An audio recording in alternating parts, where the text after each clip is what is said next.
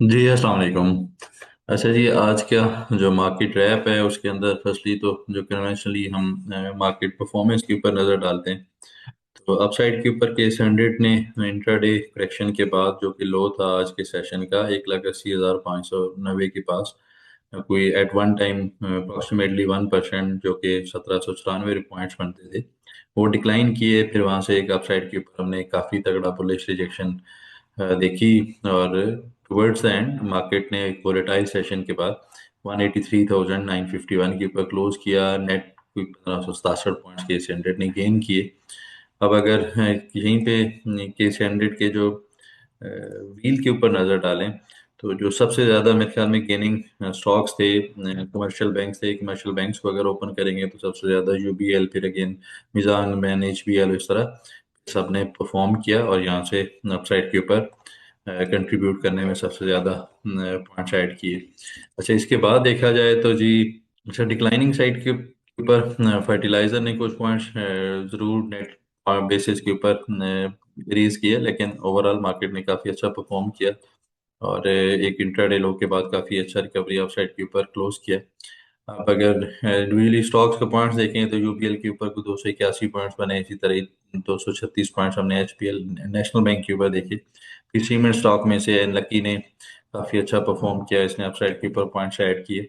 और इस तरह फिर ये स्टॉक्स आप स्क्रीनशॉट लेके भी देख सकते हैं। सेक्टर्स के ऊपर चलें तो कमर्शियल बैंक्स, जैसे हमने व्हील चार्ट के ऊपर देखा था, commercial banks were the only sector जिसने आउट परफॉर्म किया आज के सेशन में।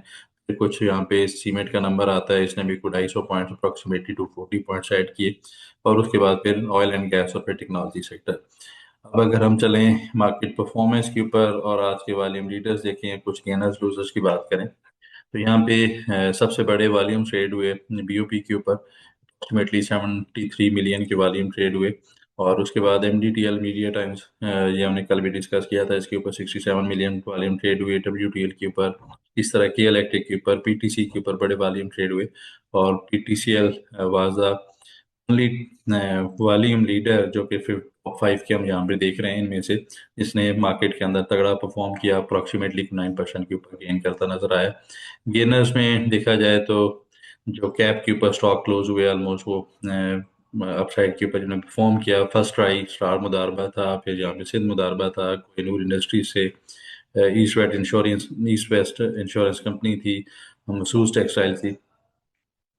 यहाँ पे लूजर्स के ऊपर नजर डालें तो लूजर्स के ऊपर स्टॉक्स जो थे, कोई हैवी वेटेड स्टॉक्स भी नहीं थे। और फिर यहाँ पे देखा जाए साइड बोर्ड के आइटम्स है, खैरपुर शुगर मिल्स, इस तरह एबीएफ मुदारबा हो गया, पीपीवीसी हो गया, हमारे पास जो पाकिस्तान क्रेडिट रेटिंग एजेंसी है, परवेज अहमद सिक्योरिटीज कंसल्टेंसी है। तो ये डिक्लाइनिंग साइड के ऊपर कोई approximately more than 10% declining side के ऊपर क्लोज किए। अच्छा जी, अब टेक्निकल रिव्यू की तरफ चलते हैं और केस 100 के ऊपर जो हमने कल एनालिसिस किया था स्लाइटली उसको रिकैप करते हैं और शॉर्ट क्विकली, और उसके बाद आगे चलते हैं, आगे क्या फॉर्मेशन रह सकती हैं।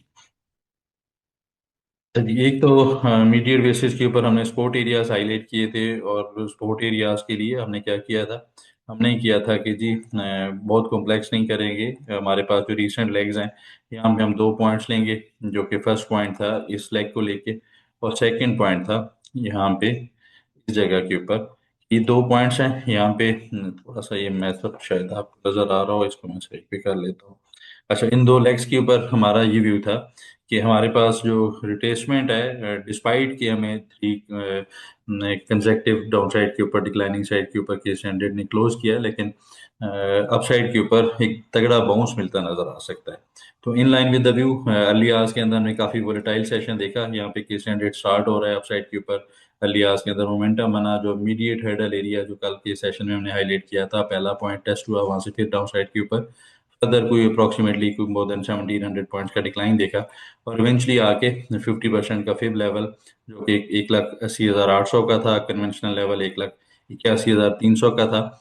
ये एरियाज हमने डिस्कस किए थे कि इस 500 पॉइंट्स के रीजन के ऊपर अगर कोई रिजेक्शन कैंडल मिलती है तो अपसाइड के ऊपर एक तगड़ा बाउंस मिलता नजर आ सकता है। वो in line with the view हमने बाउंस देखा, अपसाइड के ऊपर क्लोज किया। तो आगे कल के सेशन के लिए क्या प्रेपोजिशंस हैं, क्या यहाँ पे व्यू बनता नजर आ रहा है। अच्छा, पहले तो देखा जाए तो हमारे पास जो एक 1 आवर चार्ट के ऊपर चलते हैं, और यहाँ पे इमीडिएट बेसिस के ऊपर हमने एक हर्डल को हाईलाइट किया था। वो स्टिल इंटैक्ट है। अर्ली आवर्स के अंदर देखते हैं वो कोई अराउंड 184,500 से 184,700 का एरिया है। और ये को अगर मैं रेंज हाईलाइट करूँ तो जी, इमीडिएट बेसिस के ऊपर ये हमारा कल के सेशन में एक इमीडिएट हर्डल एरिया होगा, जिसकी रेंज आपको यहाँ पे मिलेगी 184,400 से 185,200 के एरिया। अगर तो केस 100 अर्ली आवर्स के अंदर इस एरिया के पास मिलता है, यहाँ पे एक शॉर्टर टाइम फ्रेम के ऊपर हाई लो बन जाता है और फिर अप साइड के ऊपर परफॉर्म करता है, तो फिर एक अच्छी यहाँ से प्रेपोजिशन बनती है, और पॉसिबल है हम दोबारा से रिसेंट हाईज को या एटलीस्ट 186,000 के पास, इस जगह के पास कहीं पे हाई पोस्ट करें। और सेकंड सिनारियो यही है कि यहाँ से केस 100 अप साइड के ऊपर स्ट्रेट वे परफॉर्म करे और अप साइड के ऊपर गैप अप ओपन करे, विच इज़ लाइकली, क्योंकि लास्ट आवर्स तक जिस तरह हैवी वेटेज स्टॉक्स के अंदर, स्पेशली बैंकिंग सेक्टर के अंदर परफॉर्मेंस थी, जिस तरह उनके अंदर बाइंग मोमेंटम था, तो गैप अप ओपन हो सकता है कि स्टैंडर्ड अपसाइड के ऊपर रेजिस्टेंस एरिया 185,000 का होगा, और हमारे कल की अपसाइड के ऊपर जो हार्ड टॉप कह लें वो एक 186,100 का एरिया है। इस तक इसको चैलेंज करना चाहिए। यहाँ पे फिर इसको दोबारा से रिव्यू करेंगे, मेरे ख्याल में इसी जगह के ऊपर दोबारा से हमें प्रॉफिट टेकिंग भी मिलती नजर आ सकती है। अच्छा जी, अब कुछ जो वॉल्यूम लीडर्स में से स्टॉक्स हैं उनको जाके देख लेते हैं कि वहाँ पे क्या फॉर्मेशंस रह सकती हैं फर्दर। अच्छा जी, फर्स्ट ऑफ ऑल तो पीटीसी को अगेन काफ़ी अच्छा परफॉर्म भी किया, टॉप 5 वॉल्यूम लीडर्स में से भी था। और इसके ऊपर जो करंट फॉर्मेशंस हैं, एक तो अगेन क्लियरली एक अप ट्रेंड आपको नजर आएगा, मेजर अपसाइड के ऊपर जो रैली है, एक हायर लोज आए, और इसके बाद अपसाइड के ऊपर एक स्मॉलर टाइम फ्रेम के ऊपर हमने कंसोलिडेट करते देखा, और अपसाइड के ऊपर आज उसका फर्दर ब्रेकआउट बना है। तो अब इसको कैसे ट्रेड किया जा सकता है, तो थोड़ा सा इसको अगर हम ब्रॉडर स्पेक्ट्रम के ऊपर लेके चलें, फर्स्टली तो ये जो हमारे लेवल्स मार्क एंड ऑलरेडी उनको क्लोज कर देते हैं। जैसे यहाँ पे एक में हमारा पीटीवीएस हेडर एरिया था 63 रुपीज़ का, और उसके बाद ये एक कंसोलिडेशन का एरिया, यहाँ पे काइंड ऑफ एक कंजेशन पाई जाती थी अराउंड 2005 इसकी एरिया के पास, ट्रू डेटा। तो फिर ये अपसाइड के ऊपर इसी रेजिस्टेंस एरिया को कल के सेशन में देखते हैं कैसे रीगेन करता है।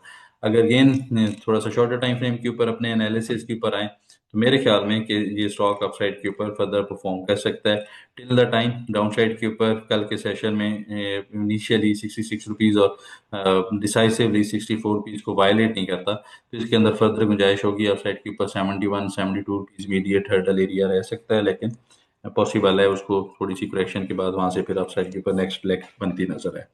नेक्स्ट स्टॉक EKBL है। It was one of the volume leaders, upside के ऊपर परफॉर्म भी किया। एक कंसोलिडेशन के बाद अपसाइड के ऊपर एक ब्रेकआउट है। वॉल्यूम्स को अगर यहाँ पे हम अप्लाई करें तो वॉल्यूम्स भी कोई एग्जॉशंस के वॉल्यूम नहीं है, बार बड़ी बनी है रिसेंट वॉल्यूम से, लेकिन वो एग्जॉशंस के वॉल्यूम नहीं है। स्टिल इसको मेरे ख्याल में होल्ड करना चाहिए। डाउन साइड के ऊपर 112 रुपए के पास डिप के ऊपर बाय करना चाहिए। स्विंग लो 108 रुपये 50 पैसे का है, तो 108 रुपए के बिलो का इसको स्टॉप लॉस डिफाइंड है, उसके स्टॉप लॉस के साथ करंट मार्केट प्राइस के ऊपर भी और डिप के ऊपर बाय करना चाहिए। नेक्स्ट स्टॉक STPL है, स्लीक्ड इन प्लेट। अच्छा, इसने कल अपसाइड के ऊपर एक रेजिस्टेंस एरिया था असेंडिंग ट्रेंड लाइन का, काइंड ऑफ एक कप एंड हैंडल इसको आप मान सकते हैं। अगर यहाँ पे आपके सामने ड्रा करूँ तो जी, ये कोई ऐसे इस जगह की पोटेंशियली कप एंड हैंडल था, उसका नेकलाइन का लिए ब्रेक करके अपसाइड के ऊपर क्लोज किया था, और अपसाइड के ऊपर आज अर्ली आवर्स के अंदर गैप अप ओपन मिला है। तो मेरे ख्याल में एक अपसाइड के ऊपर रिजेक्शन जो बनी है, मेरे ख्याल में ये डाउन साइड के ऊपर इसको एक रीटेस्टमेंट्स के ऊपर अदर थोड़ा सा करेक्ट कर सकता है, लेकिन डाउन साइड के ऊपर अगर पुल बैक आता भी है तो वहां पे बाय करना चाहिए। अपसाइड के ऊपर हायर लो के बाद पॉसिबल है अपसाइड के ऊपर फर्दर इसके अंदर पोटेंशियल बनता नजर आए। मीडियट बेसिस के ऊपर 9 रुपये 90 पैसे से 9 रुपये 50 पैसे इसके सपोर्ट एरियाज हैं। नेक्स्ट देखा जाए तो PIBTL। अच्छा, PIBTL के ऊपर जो रिसेंट शॉर्टर टाइम फ्रेम के ऊपर हमारी एक ओपन ट्रेड थी, उसका 21 रुपीज़ हमने टारगेट रखा था, वो कंप्लीट हुआ। वहां से कोई अपसाइड के ऊपर फर्दर 1 रुपया इसने गेन भी किया, लेकिन इवेंचुअली आके अब एक्टिव नोट के ऊपर क्लोज करता नजर आया। आगे क्या फॉर्मेशंस रह सकती हैं, तो उसके लिए बड़ा सिंपल सा है। पहला टूल हम यूज करते हैं यहाँ से फिब लेवल्स को रिसेंट लेग के ऊपर अप्लाई करते हैं। 61.8% और 50% का फिब लेवल, इसको हम मार्क कर लेते हैं अपने चार्ट के ऊपर। ये कोई एरिया गाइड करता है जी 19 रुपये 80 पैसे से 19 रुपये 20 पैसे का। कल के सेशन में अगर ये फर्दर डिक्लाइन करता है, पॉसिबल है इसके अंदर कल के सेशन में अगर कोई स्लाइटली भी नेगेटिविटी आती है तो वहां से एक बाइंग मोमेंटम आ जाए। सेकंड सिनारियो यही है कि कल अगर फर्दर डिप ले तो इसको थोड़ा थोड़ा एकमुलेट करना चाहिए अपसाइड के ऊपर। होपफुली एक हायर लो है और उसके बाद एक नेक्स्ट लेग इसके अंदर फर्दर ट्यू है, तो ये परफॉर्मेंस रह सकती है। आइडियल जो इसकी बाइंग रेंज है वो 19 रुपये 80 पैसे से 19 रुपये 20 पैसे की है। लास्ट में देखा जाए तो मीडिया टाइम्स MDTL। अच्छा, कल इसको हमने थोड़ा सा मंथली चार्ट्स के ऊपर डिस्कस करते हुए मार्केट रैप में डिस्कस भी किया था कि ये दो के अपसाइड के ऊपर इसने मेजर एक कंसोलिडेशन का ब्रेकआउट किया।